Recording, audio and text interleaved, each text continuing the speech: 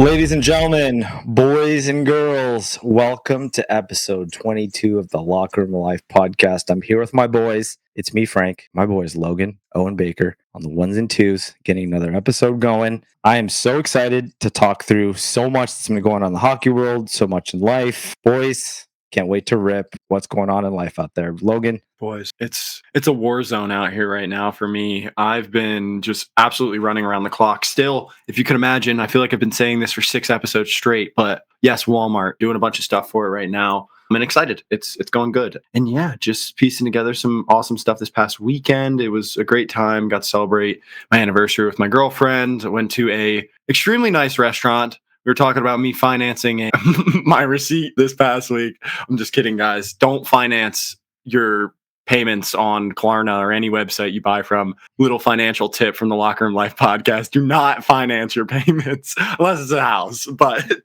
yeah, things are good in my world. Thanks.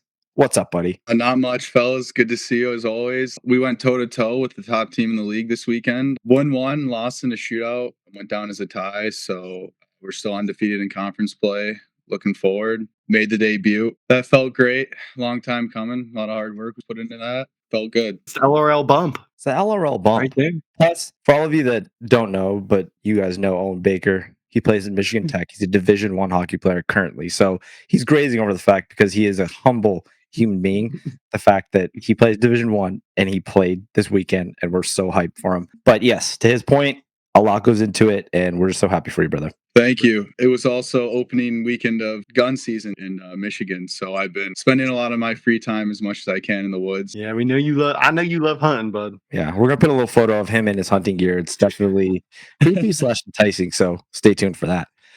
Boys, Arizona. I keep saying it, but it's finally happened. Cooler temperatures, okay? We're in the 70s, 60s at night. This is nothing compared to my boys out in areas where I believe Logan's in the 30s and Owen's in the 10 degree. So I'm just still living. I put on a sweatshirt the other day. It's been a while. Felt good. It felt really good. But in all honesty, it just feels good in Arizona to actually be able to go outside and actually enjoy Arizona. There's so many amazing hiking trails. So we've just been going on a bunch of hikes, just being able to actually enjoy it. You know, like a bear comes out of hibernation, he's like coming out of the cave, and he's, oh man, look at all these trees, look at all these roads, all these things to understand. That's me. That's me right now. But yeah, I can't graze over the fact that my wife is just redoing things in our house that she just redid. So again, it's that time of year. Decorations are coming out. It's about to be actually just a melee. Thanksgiving. Is it Thanksgiving? Is it Christmas decorations? I don't know. I just don't know anymore. But aside from that, we're in the heap of the hockey season, boys. There's so much going on. Now we're just in full motion, and there's so many things popping up. We were even just talking about things that we wanted to really narrow in on, and it's been hard. So with that being said, let's kick it off. Logan, what do we got, bud? Dude, I'm so excited to rip today. Just so much fun stuff happening in the league, in NCAA, just everywhere. And, some fun stuff, which I'm going to start with. And the first topic, talking about Charlie McAvoy getting hit in the chiclets with a clap bomb. I can't help but just, me and Frank were talking about it earlier. We were just like, bro, could you imagine just a 80-mile-per-hour rubber puck hitting you in your lower jaw? And I mean, I saw all of his teeth pop out. I don't know about you guys, but I saw that. Yeah, it's crazy now because of technology with the slow motion video. Just to see what I was watching was actually his face, because it's happening so fast. So when you shrink it down to like a slow motion view, and to see that, you can see his eyes. Like, I can only imagine his pupils were probably just taking over his whole eyes. It was all black. Were just the puck on contact, and you just see it almost looks fake. The chiclets like popping out of his mouth. I was just, oh God. But we all know, even when you get hit with a cage on, you're like, oh geez, like it shakes your noggin. So the boys out there taking pucks right off the chin. I've seen it way too many times, whether it's stick or a puck, but it's terrible, right? That sucks. I've taken I think it was one puck in junior right to the nose. Could have been worse, but it did break my nose and I needed surgery. So it sucks. Like we know, hockey guys, right? Mac is a complete animal. And we know that he'll probably just throw a full bubble on and just be out there next game. Like, that's hockey guys, opposed to the NBA guys. The hangnail, they're like, I'm out for 2 weeks. So hockey guys, bud. We're praying for him. Yeah, absolutely. Wishing McAvoy a speedy recovery. Into the next topic, which was probably my topic of the week. I love it. MacKinnon, what just so dialed in, riding these rookies about their diets. I thought it was the funniest yet coolest thing from a leader. Like, he's a leader of that squad any way you look at it, and it's so cool. And then there was the one guy who came out and said that, his first year he was really on him, and now he started to lay off of him this year. But I think it's good. Your body is a temple, and Mac is for sure a temple. I feel like it's another example of great players, and I know you guys caught The Last Dance with Michael Jordan, right? Great players tend to always make sure that the people around them are brought up to their level. They're the best example of how things should happen and how to prepare, how to play, how to take care of their bodies. And Michael Jordan was no different. And all great players down the line have the exact same habits. The players may hate it and they hate him for it, but at the end of the day, the whole goal that everybody is trying to accomplish together is to win a championship. And Mac, I heard that he eased up a little bit once they actually won one, but I heard stories that he would be snapping candy out of guys' hands if they're literally eating it in their stall. Like, he was a complete psychopath. But hey, I love him. He's just a winner. And you have to be a winner, you have to make sure that everybody around you is following the same mentality. And especially in hockey, you guys know this, it's a unit, right? Everybody follows the same cadence together as players. We all follow the beat of the same drum. And so we kind of succeed together. 100%.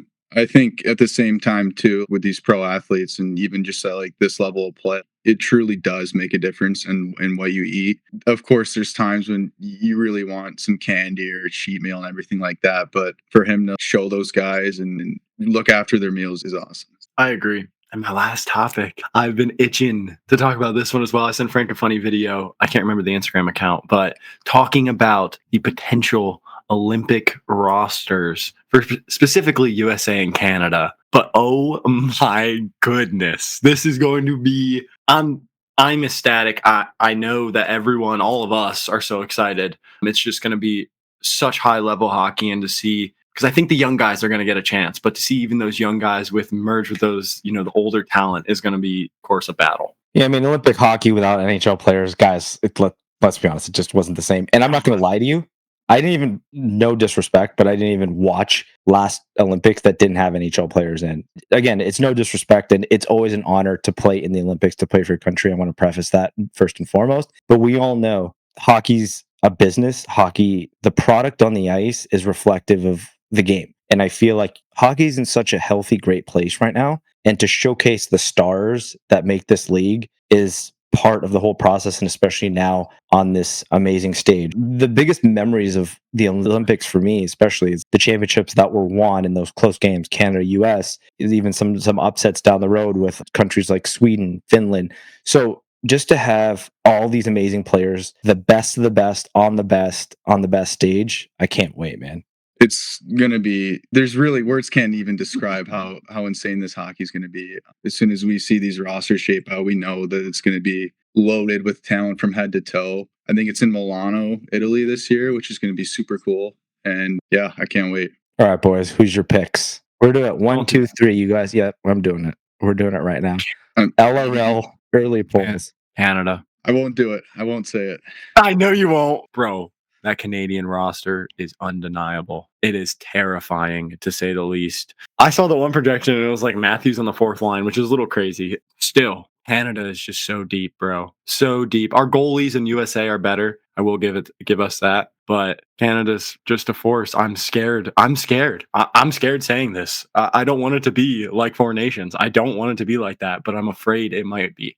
It's a mix of so many different things. You guys know this too. A lot of it is, I hate to say it too, and it's unfortunate, but a lot of injuries have happened in the Olympics, or even in like the World Cup or events like that, which is kind of why the ongoing conversation with a lot of different clubs is like, hey, should players be going to this? But it's not even a doubt in a player's mind to be playing for your country on this stage. And more importantly, in order to be the best and to say you're the best, you have to beat the best. It's like USA would have it no other way to have McDavid, Crosby, all the big guns on Canada, just so if they beat them, just to say that they beat the best, right? And Sweden is just as good. Finland is just as good. You saw them pull off a couple upsets too in the World Cup. So in all honesty, best on best. Everybody has their day also. You guys know this. Hockey's such a rhythmic sport. Some guys could be on that day and it could completely turn the tide of things going on. So short tournament, boys start believing, start stacking up the wins. Anybody believes they can get gold. You know that.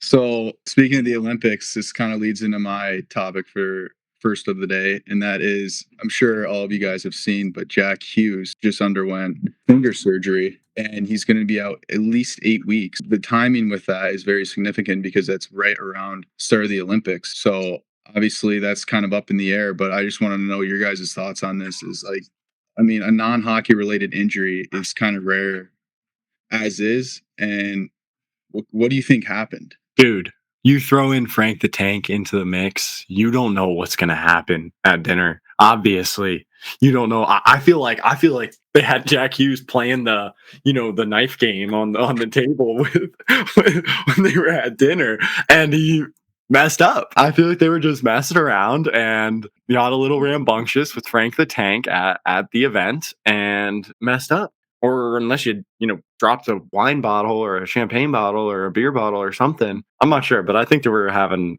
a little bit of fun. It's unfortunate, man, because part of the bonding experience, especially with the team on the road, and you guys know this, we've all been part of it. Those are the times that you literally, it's kind of funny how we're such kids at heart, right? Like it's something that takes us all the way back to minor hockey. Remember those hotel nights playing mini sticks in the hallway. And I feel like that mentality and that feeling, that excitement of being with your boys, being with, just taking it all in with the boys, that translates into see that it goes on to the professional level where it's crazy. I think about it because it's that same theory. I'm just having fun with my boys. But when you're playing in the NHL, you're like, this is awesome. We just have a lot more money. And we can go to these super nice dinners and do a lot of really cool activities together. And I think that that's an amazing thing. So Hughes has been injured, and we all know the potential is always there. Obviously, he's amazing, but it's just been tough. And I think being away from the team, especially when you're injured, the number one thing you're trying to do is make sure that you're endearing yourself to your teammates to show that you're all in together. The maturity of him, that's what I've seen over the course of time that he's been in the league. You can tell when he first came in, coming into the NHL is hard. Coming into the NHL that young is even harder. Living under a microscope of his name and just, his lineage, it's tough. But he's lived up to it. And I think also he's had fun with it. So he's kind of the culmination of the new generation being able to have fun with the game. So he's the face of that. I feel like this sucks because for him, he kind of really hardened up the season. You could tell he was mixing it up. He was getting physical, kind of like Bedard, right? Like these guys are here. They're not here to F around. They're like, look, we're here. We're NHL players. We're NHL stars. You need to take us seriously. And they're giving it back. So I kind of felt for him in that sense. He'll be back. But yeah, Bakes, like in terms of timing and missing the Olympics, I mean, that's such a huge thing for him, his brothers, and being able to potentially miss that is a big blow. It's funny because Quinn missed the World Cup. Mm-hmm. So it's funny that there's potentially Jack could now miss this. Jack injured during the World Cup, or did he play in the World Cup? In Four Nations, yeah, he did. Yeah, he did. Okay. He did. It's unfortunate for sure. Yeah, and he had 20 points in 17 games to start the year, and yet he still has yet to play a full season in the NHL. So you feel for a guy. Injuries are a tough bounce and everything, but it's pretty crazy. So my next topic just came recent, and it's actually the third tier pro in America. So it's obviously we've all heard of the ECHL. We know players, people in this league, and the players basically just came out with a statement bartering for a new contract or agreement, whether that be a little more money and things of that nature. And I kind of feel for them. I agree with them. They should be getting paid more. I mean, it's a very good level of pro hockey, and they devote their entire year to this league, and I kind of see where they're coming from. No, dude, you're so right. Hockey's a grind, bro. So many different challenges, roadblocks, bumps, whatever it may be. These guys are, the top 1% of hockey players and athletes on this planet. So I've always felt for those guys. I'll say it, they don't get treated as good as pro athletes should be treated, in my opinion. I think that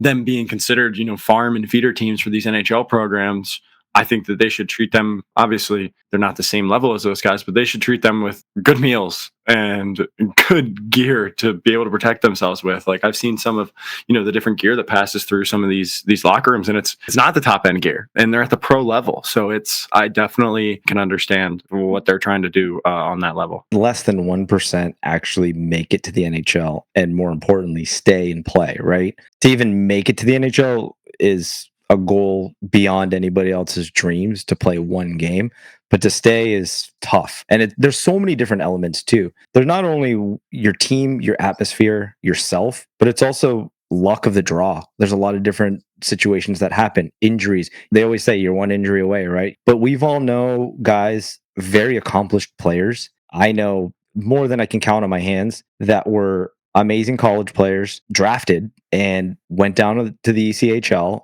and it's a grind. Some of them never actually made it out of there. Maybe saw being called up and playing a couple games in the AHL, but it's tough. And these guys, it's public knowledge that they're not being paid a lot of money to do this. And when I say not a lot of money, I'm saying below the actual average wage of somebody working in the United States. So when we say, and we know this also as players because we've all been through this road, it's for the love of the game. When you play a game for so long, especially at a high level, it's very hard to come to the realization that, like, look, I need to really give myself a time clock here, right? From there, it's really diverting life a little bit, because there comes a point where life needs to go on. And these guys, bless their hearts, that they're keeping this dream alive and they're playing the game they love. And it's way easier said than done to walk away from a game that we've been playing for, by the time you make it to that level, let's call it 30 years. It's tough. And these guys are fighting for what they're asking. Isn't a huge ask. I think they're just asking for a deal to be fair. But to your point, Logan, if the system is going to say, well, the NHL is the top, the AHL is the second, and the coast is kind of the third, you got to make it fair for the guys. And you got to make it also fair for them to continue on with this dream, to where these guys are living a life that isn't glamorous, guys. And then again, this is public knowledge. We're not saying anything that nobody else knows. They're not living this glamorous lifestyle. Like, a lot of these guys are bunking up together. They're riding buses, comparatively to pay to play junior league as well. Let's be honest, it is. The treatment is the same, right? You're not getting these major sponsorships. You're maybe getting a little bit of trickle down effect from the AHL team or maybe the affiliates. But again, that's based on the team that they're affiliated with. A lot of that circulates around there. So I think it's fair. It all has to be fair for everybody, especially to keep this game growing that we love. So I hope they work something out, man. 100%. You couldn't have said it better. Lastly, I just wanted to bring to light a guy who took the entire season off last year, is resurfaced and is playing down in Springfield, AHL. And that is none other than Milan Lucic. He's getting pretty old, but he's still buzzing out there. Still ripping. Look, the guy's made enough money, has won championships, appreciated what the game has given him, so he continues to play. And at the end of the day, like we were just talking about, that's what it's about, playing the game that we love as long as you can play it. And I am a firm believer in that. And I tell anybody that no matter what level you're playing, play as long as you can play, because then you become some washed up guy like me. It's like, man, I wish I would have played longer, But it's for the love of the game. If he's out there, I love it. The speed of the game has definitely, changed a little bit, but hey, Lucic still crushing it out there. Shout out Milan. You're welcome anytime. Locker room life. All right, boys. We talked about this off air, but I had to bring this up on this podcast. There was this guy named Duncan McPherson.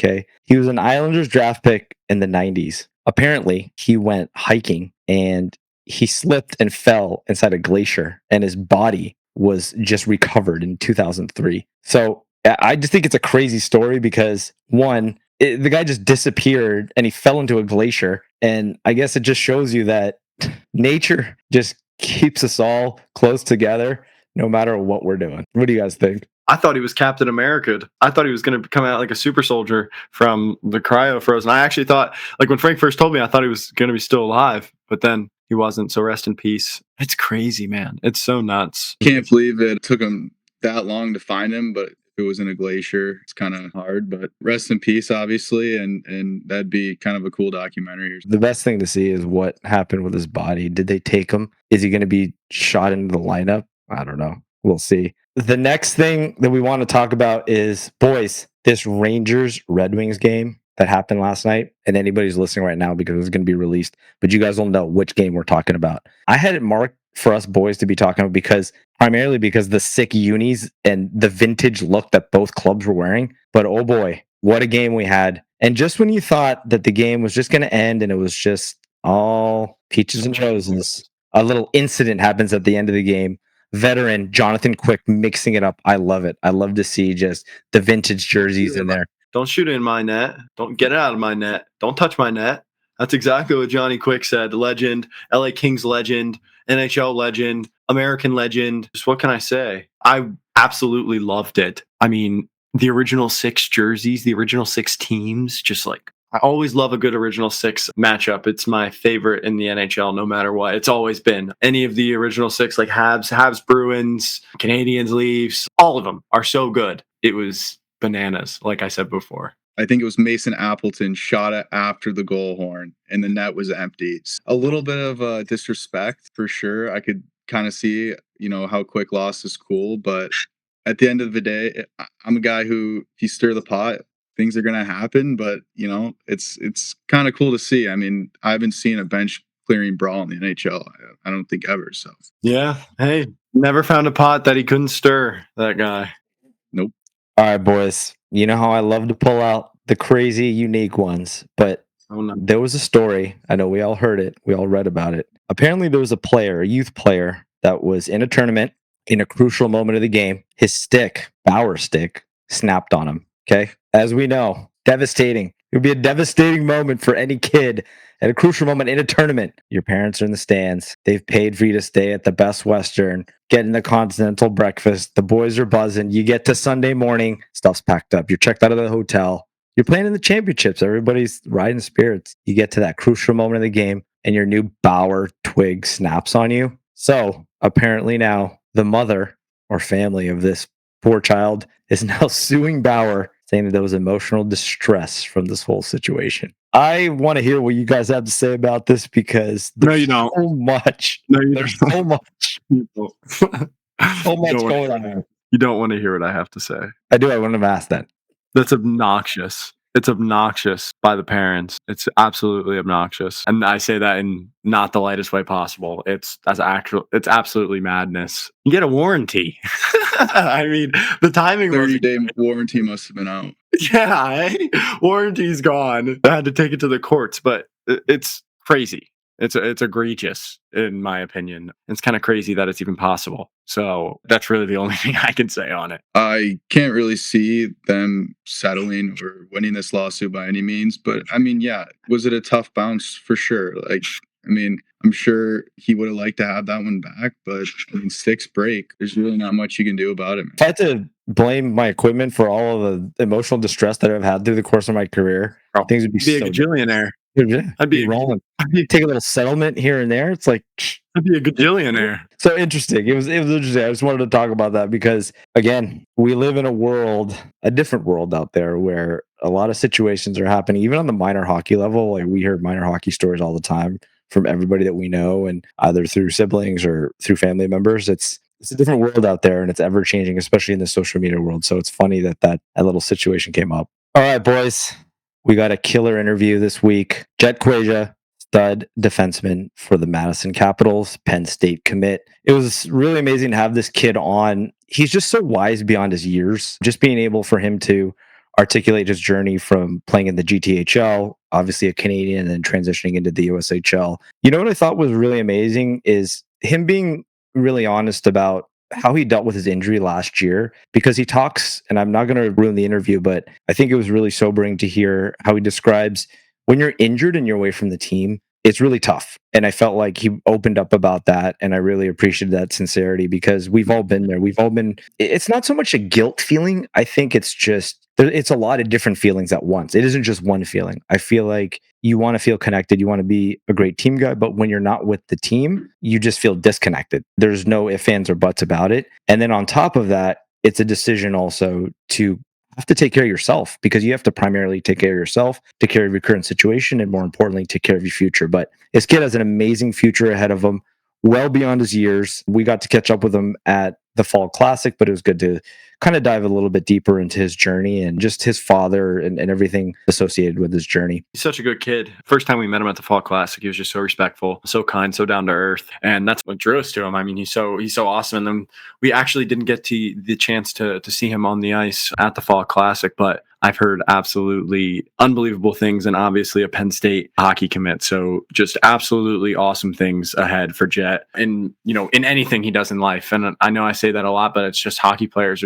they're well-rounded, and all these, especially these elite guys, like he was so grounded, so humble, and so wise to be able to give some insight, and can't wish him the best of luck. I'm excited. Yeah. I also like the fact that he doesn't hide the fact that it takes hard work. It takes dedication, and there's sacrifice involved in it. So you guys are going to enjoy this one. Jet Kwajah, enjoy.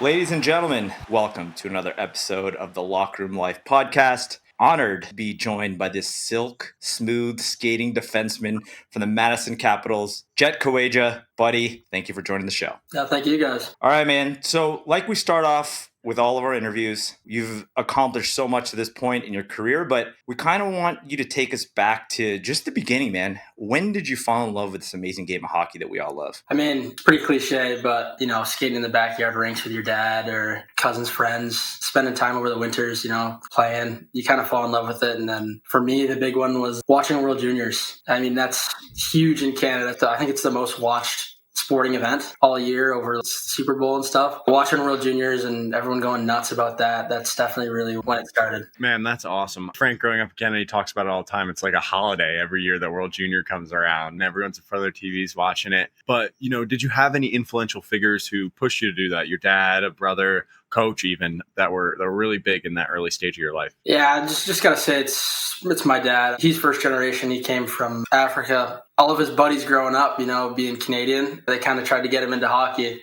Not a great skater he is, but he's fell in love with the sport and watching it all the time, turning the TV on. I guess he talks about that, watching some big names like Gretzky, Pavel Bure, he loves talking about. So he fell in love with the game before I did, that's for sure. I mean, spending a bunch of time with him, it's kind of just passed along. So I got to say him for sure. I always love to bring fellow Torontonians on this podcast because I myself was born in Scarborough. I also played in the GTHL, but I know you're a Etobicoke guy, born in Etobicoke. In the younger years of just playing, not so much just your core years in the GTHL, but when you first started playing in the GTHL, we got to educate these guys, Jet, on like how much of a privilege that is to play in that league and how pretty damn good you got to be to play in that league. It's pretty tough to play in, right? You got guys traveling from all over Ontario, billeting. I mean, a kid from our team came from Sioux Lookout, Ontario, if you know where that is, 14 hours north of Toronto to come play, which is pretty insane for, U14, U13 hockey. So some people are pretty serious about that, just the sheer volume of people in that area. Is it 6-7 million people now? I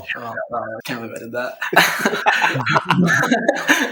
There's just a lot of people, and you got guys coming from everywhere, Americans, Canadians coming from out west, east, north, I guess. So it's pretty good competition playing every night. It's fun. Yeah, and I think playing in it, I played against GTHL teams my whole life. The talent you're playing against day in and day out is seriously legit of that nature. And then, this question parlays into how did you discover the USHL and the GTHL? Talked to many different guys on here, and they didn't find that in the beginning. The years prior, you see a bunch of big names move into the U.S. to play. College hockey is the big thing. You see guys committing to Michigan, committing to Boston. Big names for me were Adam Fantilli and Michael Hage, right? Chicago Steel guys. They decided to make the trek down to the States to play college hockey. And I was fortunate enough to be able to watch them play youth in the G2. I was one of those guys that loves watching the games, following around tournaments and stuff. So I fell in love watching their games, and it's pretty cool to watch them and seeing them find teams and stuff to play college hockey was pretty cool too. I know my family and my mom very passionate about academics. So either way, if it was playing in the CHL, I would be pursuing post-secondary school as well after that. So it's kind of like a best of both worlds scenario. That's interesting. The decision to come to the USHL, especially now with the landscape of junior hockey and now with the most recent NIL ruling. I know you came a little bit before that as well, but take us through that process when you were debating between the two. Was it mom and dad saying like, hey,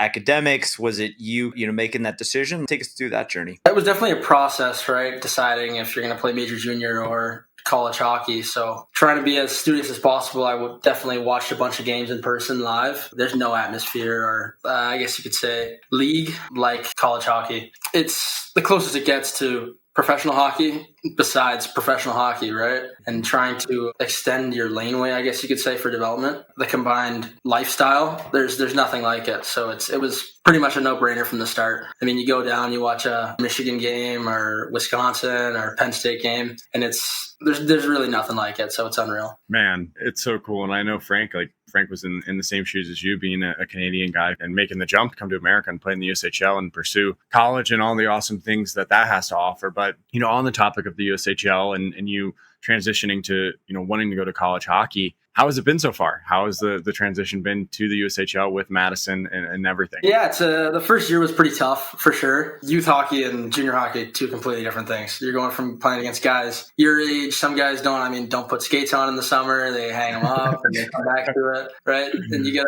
kind of a mix of different types of players to junior league where everyone's super serious, focused. Everyone's dialed in, trying to perfect their craft. In USHL, most guys are committed to school. So under the magnifying glass, I guess you could say, from their advisors, whoever they're dealing with, it's just that next level, right? Everyone's a lot bigger than you coming in, super young, bigger, faster, stronger. So you got to find other ways to contribute to your team. And it's really challenging that first year. But I mean, as you get more accustomed to the speed of the game and making plays and feeling comfortable, it's kind of just like anything else, right? You kind of start to get the hang of it, which is nice. So coming to the USHL too, I mean, Madison Capitals, amazing organization. As you know, we love the USHL, best junior league in the world. Kind of talk about Madison as a whole. These organizations nowadays, like I said, played in Des Moines. I love the Bucks, but times have changed. You guys are in these amazing facilities. You guys are treated top-notch, top quality. Let us behind the curtain a little bit about what's going on in Madison. I mean, Madison's great, super challenging. I mean, we get pushed, I'd say, just as hard as anyone else. It's unreal. We have a great staff here, national championship winning staff actually from Wisconsin, the Badgers. Andy Brand, our head coach, and Tom Gilbert, they won it together. With our goalie coach, too, Conce, I think. He was on that team as well. So tight-knit group from the coaching staff down. Biggest thing they preach is emotion and being a tight-knit group, right? The better cohesion we have with our teammates, whether it's from forward lines, deep pairing to all the way back to the goalies, the better we perform. Competing every day, night in, night out, just trying to push each other is huge. We get treated just as good as anywhere. Yeah, you were talking about that private chef. Yeah, team chef, breakfast and lunch every day. We work out, have heavy lifts 3 times a week, and get conditioning in there as well, with mobility days mixed in between, whether it's before game days, after game days, things like that. And then obviously the city's unreal. We're in a pretty college town, so there's lots of things to do. You never really get bored. So it's a great spot to be for sure. That's awesome, man. I mean, it's so cool to hear. And I mean, just watching Madison, me and Frank both said you guys are an awesome, very impressive group. And it was great to talk to you at Media Day as well, along with some of your boys. And I wanted to ask, what has been your biggest takeaway from playing against that talent that you mentioned and playing against these top end guys every night? What is the biggest takeaway that you've taken away from it? My biggest takeaway is just got to be confidence in your game. I was fortunate enough to play with Riker Lee last year, and obviously first rounder. He ended up he's at Michigan State now, got drafted to Nashville. He's one of those guys where it doesn't matter if he makes a wrong play or something like that. He believes with his whole heart that what he did was correct at the time or perfect at the time. He has full confidence, never really doubts himself, which is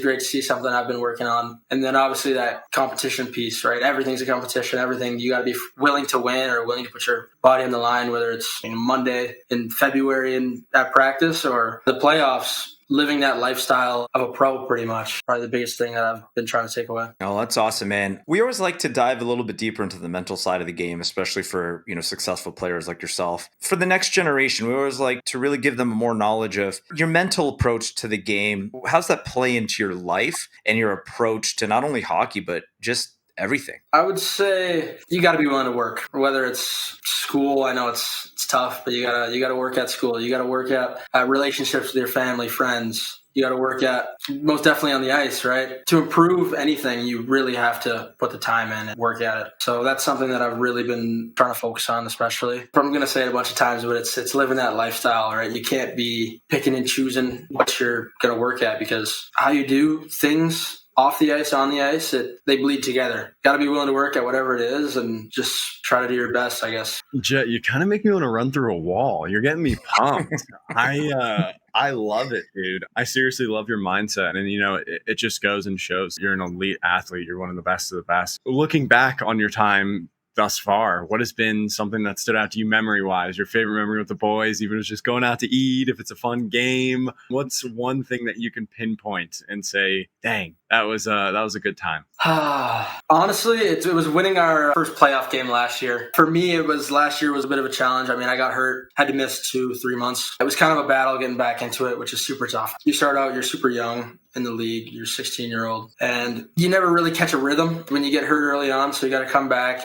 You fight through it. I mean, you lose a lot of your conditioning. I kind of worked back up into good shape. It took me a little while, but I'd say the last 5-10 games of the season, I was playing probably some of my best hockey. And obviously our team was very successful. I mean, we had a lot of individual success, but team success was unreal. We were right among the top of the standings. And then you go into playoffs, everyone's super hot, super excited. You start the game, puck drops, and your nerves are shot pretty much. It's just pretty crazy. Just to come away with that win and how ecstatic the boys were and how pumped up and fired up everyone is, like, it's just a completely different game when it comes from regular season to playoffs. So that was definitely the best part. That's awesome, man. I think you touched on a lot of different things too. I mean, a big point of emphasis for this platform is adversity, right? We all go through it, whether it be mental adversity, whether it be physical adversity. It's all part of the journey that we call the hockey journey, right? And that's one thing that we're really just trying to push the younger generation to learn from, because it's all part of everyone's story, man. Nobody does not go through it. But more importantly, it's those tough times that make it so worth it when the good things happen. So the good things are happening for you, my friend. Your commitment to Penn State. Talk about that process. First of all, congratulations. Love to hear the process. And how did you know that Penn State was the right school for you? That one was definitely instinct. There was a feeling about that one. I mean, everyone, when they go through their commitment process, they talk to a bunch of schools, shop around, I guess you could say, see which one they get. So they feel a certain way about. For me, that was Penn State. I mean, I went down there, I visited there. I mean, it's like no other. I don't know, something about the coaching staff and the campus and the rink and everything.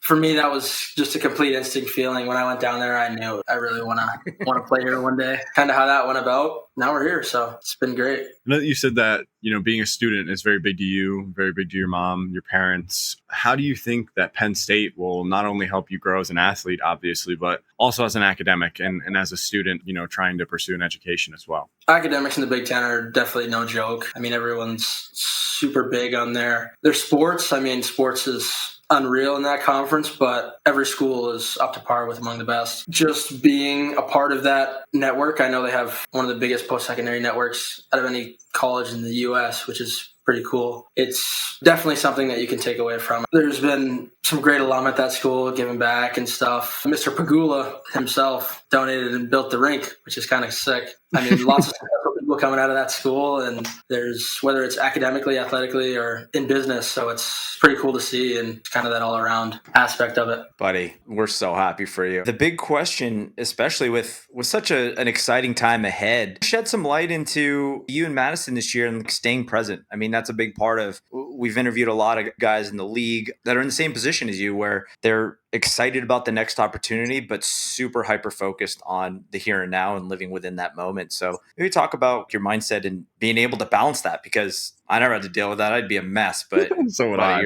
You're killing it right now. So kind of dive into that. The biggest thing is probably just being where your feet are, right? Yeah, college is fun and it's unreal hockey and cool to see. But I mean, if you don't put time and effort in now, you won't reap the benefits of what the next level has to give you. You see all the accolades guys are getting, whether it's college, CHL, close buddies, stuff like that. Yeah, it's all this stuff is great, but you got to focus on yourself, right? You got a job to do and things to accomplish. So it's kind of just essential that you're taking each day like it's the most important day of your life. It kind of is, right? That's been a huge piece for mine. And I mean, the guy that I built here with, Caleb Heil, he played preseason with Tampa. He's a goalie, and he's more than good enough to be playing in college right now. But thought it would be better to stay another year, dominate, be that game changer that he is and he can be. That's a big thing that he takes with every day. So hanging around his crowd, and it's almost contagious, right? Like you just want to be on the top of your game every day in practice and in games, most definitely. So staying put and working and making your way through it, making your way through the grind. It's all you really can do, and it's the most important part of the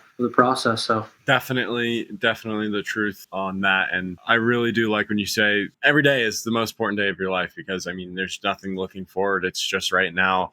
Everything is happening as we speak and sit here. So it's pretty crazy when you put it that way, especially for, athletes trying to grow and grind. It really puts perspective for all these guys, these young kids. And I think, is there any goals that you have set for yourself or the team has set for this season? The goal for anyone is to win. The more team success you can have, the more individuals get put under the spotlight. So, I mean, just trying to win as many games as possible, trying to win the Clark Cup. So that's really the only goal in mind. Doing whatever I can to contribute to our team's success is kind of how I look at it. I love it, brother. And to move on to the portion that we always love is, this hockey journey. Inspirations out there, we've all had amazing mentors, inspirations in our life and through this journey. I know you spoke about your parents and your father, but what are other people that helped you develop, grow, and kind of just marquee figures that have kind of helped you along the way? Probably the biggest mentor that I've had through this, a guy named Dave DiMizio. He was my coach in the Brick and ended up being my coach through most of my minor hockey in G.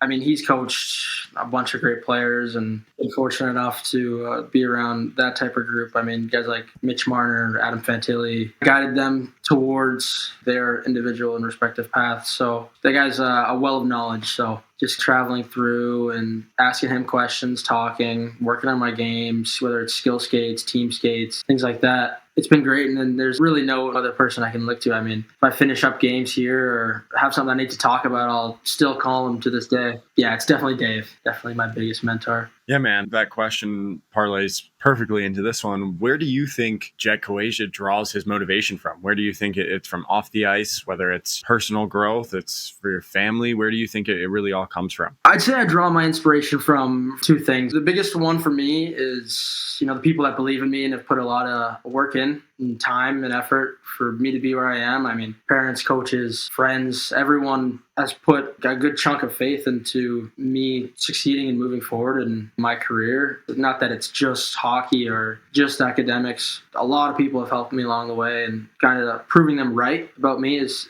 huge. So that, and I mean, I'm super competitive. I hate losing. Losing's second is bad and third is worse.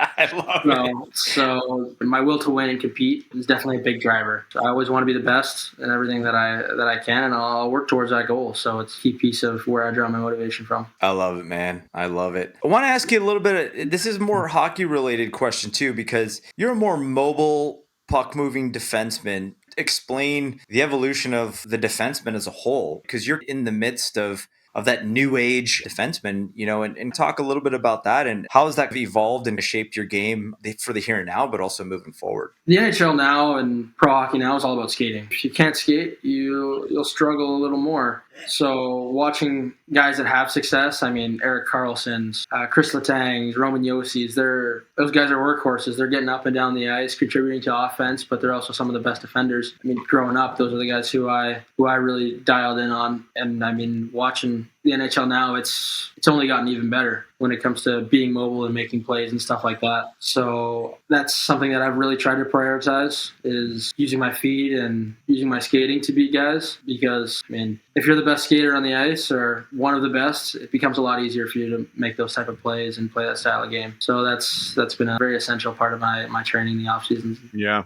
You're 100% right. It's just how everything is going to be. Everyone's just going to keep getting more and more skilled as the years go on, and things are going to keep developing. So hit the nail on the head with that. And also wanted to ask, I know you mentioned it a little bit earlier, but what do you think is the biggest adversity, the biggest setback that you've faced in your hockey career thus far? Biggest setback was definitely, last year when I tore my hip flexor. Tough one to soak. Because in practice, actually, it was even worse. Oh.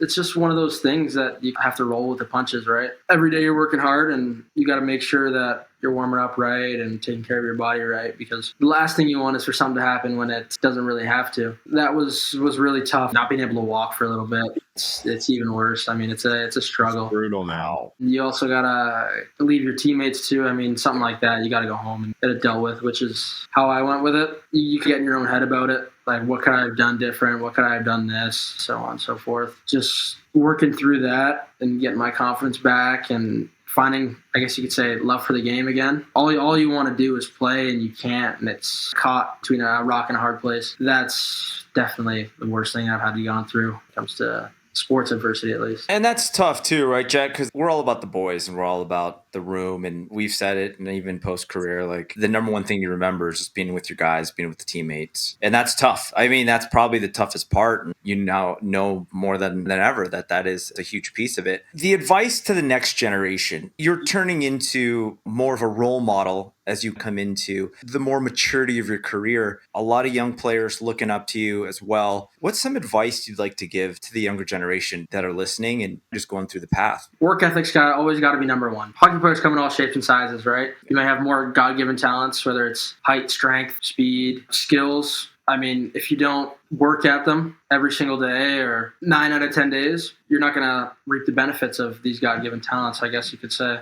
Prioritizing work ethic every single day, wherever you can, definitely should be the priority of anyone's career coming through, and even at the higher levels, I guess. Yeah, man. There's more than you could even expect. There's a lot of kids who look up to you, look to you and look to players on your team, players across the league to, model their game after the next person that they're going to model their game after and move along to the next stages. And I think that you put that in a very, very good light for sure. And I want to know, as an elite athlete, has there been any, mental habits, mental things that you've done that have been and kept you so successful thus far? Yeah, but big thing for me, actually, mentally, was having that goldfish brain. I wear, at least for my game, I wear my heart on my sleeve. I take every shift super seriously, and mistakes for me, I wear them, right? It's not something that I look to someone else, try to blame, do the blame game. If I messed up, it's on me. It affects my game a little bit, I guess you could say. I mean, I'm still thinking about it and not looking to the next shift. So having that, I guess you could say, goldfish brain, you forget about it and on to the next and on to the next, right? Hockey's one of those sports where the beauty of it is you always have another shift. Trying to do the most of what you have, or the most with what you have, is that mindset that I've really been trying to work on. I can't agree with you more, Jet. I mean, especially the mental strength of a player, confidence in a player is the most crucial thing that could help you reach the sky, or it can really put you in a hole. We've all been there. The mental strength of a player is number one. And I think you phrased that perfectly. The goldfish brain. I love it, man. All right. We're going to lighten it up a little bit. We had a lot of really good information. We want to lighten it up a little bit, get to know you just a little bit more. Pre-game meal. I know you just said you're just out with the boys after practice, but pre-game, what's Jet doing? After morning skate, we'll go out to Prairie Cafe. That's a thing that the boys do. Get our breakfast together. And then for my meal before I head to the rink, my billets actually make me my pregame meal. They'll whip up maybe some pasta and chicken, or chicken and rice, but it's always chicken and then some type of add-on with that, whether it's like quinoa or something. So it's unreal. Who's your favorite artist to listen to pregame right now? I got to say Drake.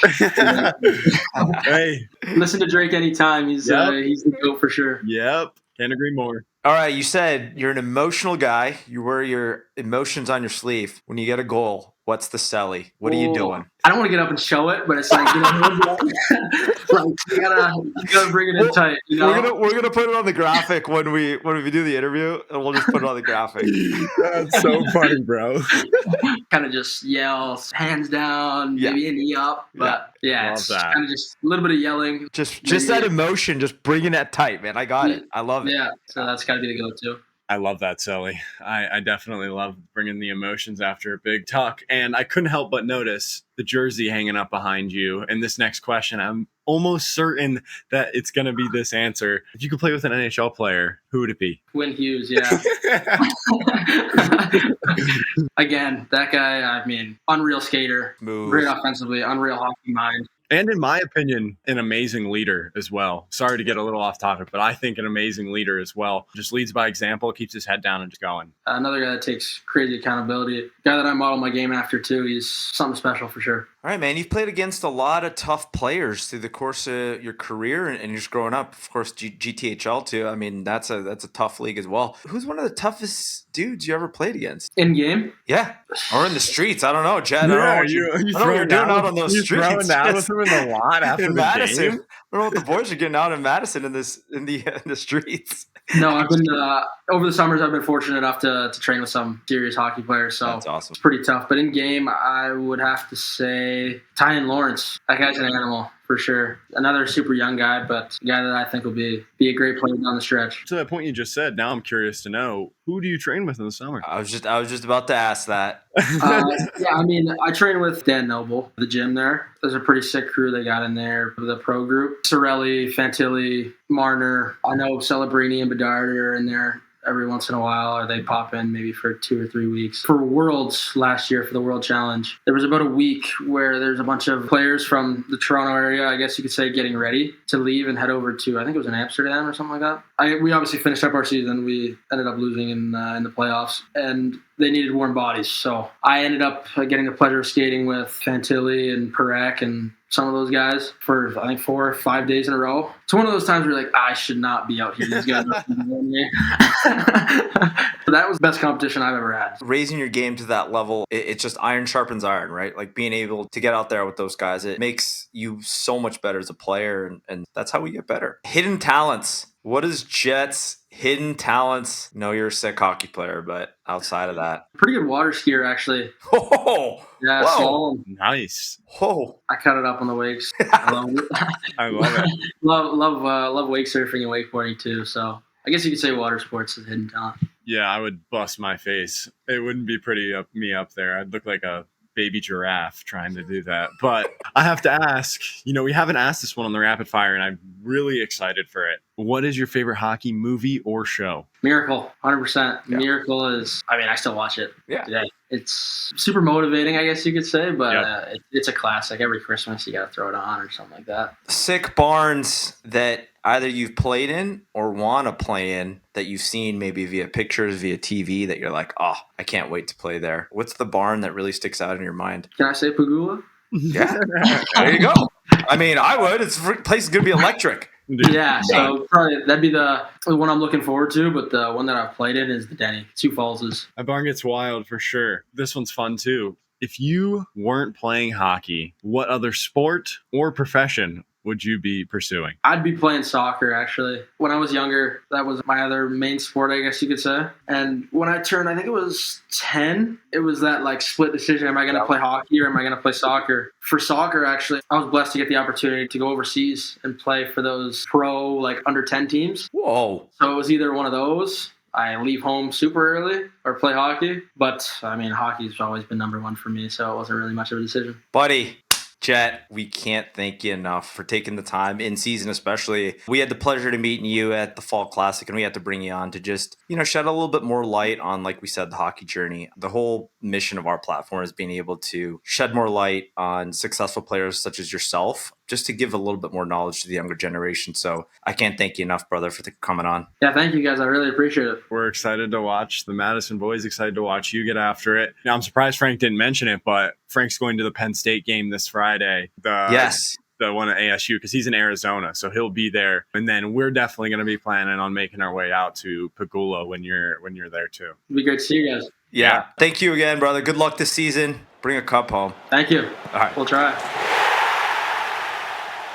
Thank you so much for Jet joining us in season. I know it was tough. We caught him on a day, he was just out to lunch with the boys. So it was cool to dive into that a little bit too. It just made me miss being with the boys, hearing the daily routines. So it was really cool, especially at this transitionary period of his career. We talk about it all the time in regards to where's he going to be next year, and just really amazing that we were able to talk to him now, because a lot of these guys that we're talking to are going to be in amazing spots next year. So just being able to get a piece of their time and share their journey has really been something that I cherish. Couldn't say it any better, Frankie. It's so awesome, and I'm so excited to see the Locker Room Life family just keep growing and growing, obviously in size, but also in their quality and what they're doing within their lives. So thank you again, Jet. It was awesome. But, as usual, it just wouldn't be permitted or allowed, or, we just wouldn't even be able to turn on our computers to do so without our beautiful and wonderful sponsors. Buddy Hockey Club, best damn tape in Cut Shield hockey. Amazing. Thank you guys so much for listening, and we'll catch you on the next one.